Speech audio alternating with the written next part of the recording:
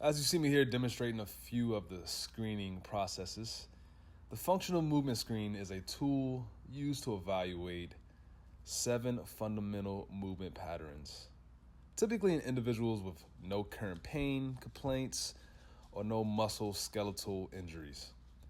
The functional movement screen is designed to identify limitations or asymmetries in the body that could potentially lead to injury during physical activities, i.e., taking our classes.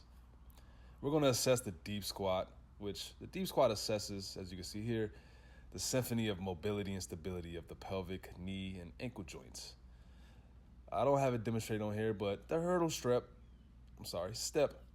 is evaluating the bilateral functional mobility and stability of the hips, knees, and ankles. Now right here I have the inline lunge going, and that'll simply identify stability and control through a challenging dynamic movement. Later on you'll see me demonstrate shoulder mobility. That's pretty straightforward. And then later on I'll hit the ground with the active straight leg raise, testing the hamstring and gastrocnemius mobility and its ability to independently move of the pelvis, the trunk stability push-up, and lastly, rotational stability. Some of the floor screenings as we talk about the actual conducting the screen. Now, how do we do it? With precision, patience, and maybe a little pinch of flair, because it's awkward. You're exposing the classmate or client, and we want it to be effective and engaging, so we need their cooperation.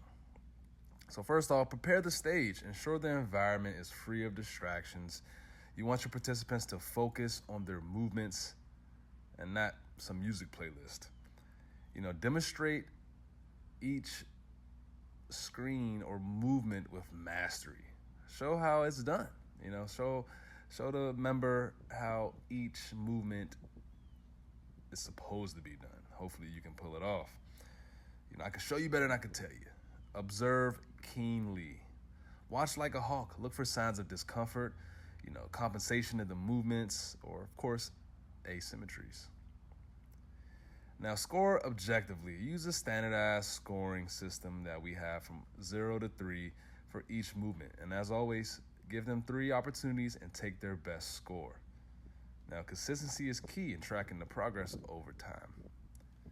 Now, after the screen, let's set a path forward.